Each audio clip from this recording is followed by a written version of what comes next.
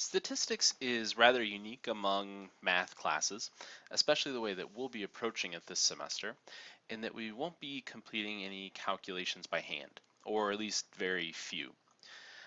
The reason is that the calculations that are required to complete different statistical calculations fall into one of two categories.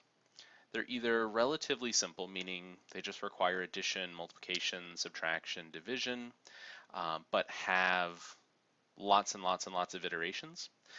So for instance, if you think about averaging a set of numbers, is something you probably already have encountered from previous courses. To average a list of numbers, you'd add up all of those numbers and divide by however many numbers there are. That's a relatively easy calculation, assuming you have relatively small set of numbers.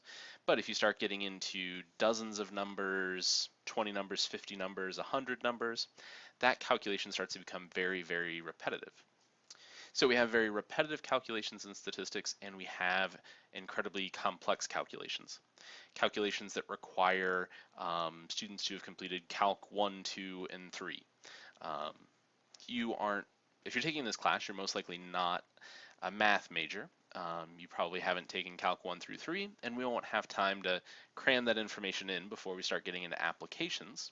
So rather than trying to cram in the theory it would take to complete these calculations by hand, we're going to take care of them using technology. In this case, specifically this web-based statistical software called StatCrunch. On this page, there's an access code provided for you. So the first thing you want to do is pause this video and click this redeem access code link on the StatCrunch page and get your account set up. Once you have that account set up, you can go ahead and get logged in here. And we're just going to talk about some of the very basic features of StatCrunch. What you can do first is click Open StatCrunch. So this will actually get us into the software itself. And what we'll see here is a spreadsheet that looks a lot like Microsoft Excel or any other spreadsheet software. The difference is, under any of these menus up top, what we have are specific statistical calculations that we can complete on a column of data. So we need to get data entered into StatCrunch before we can work with it. And let's just pull up an example homework problem here. So you'll encounter this homework problem in Module 1.2. In this case, we're going to be asked to find the mean and standard deviation of this data set.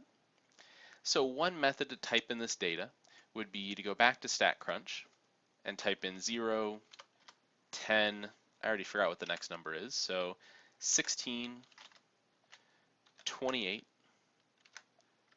14, and 20. So that's not so bad to type in all that data. There weren't that many numbers, but again, we want to keep in mind the idea that we might have a data set that's twice as long as this, 10 times as long as this. Real world applications, businesses, companies might be dealing with thousands or more different data points. So what we want is a quicker way to get that data into StatCrunch. To do that, what we'll do is click on this icon here next to the data set and select Open in StatCrunch. What that's going to do is open up a new window with that data already imported for us. So this is going to do two things. First, it's going to save our time. We don't have to recreate a data set that's already been typed out. Secondly, it's going to save us from getting answers wrong due to typos. So if you had to type in all of these data points, and maybe here you typed in 26 instead of 28, that would throw off your calculations for that problem. So using this import or open in StatCrunch button just gives us a way to more quickly and efficiently work with our data. The next couple of videos are going to get into actually completing a couple of different calculations, showing how to use some of the features that are in these menus up above. So as you take a look at those, we'll look at how to calculate what are called some different measures of center, as well as correlation coefficients.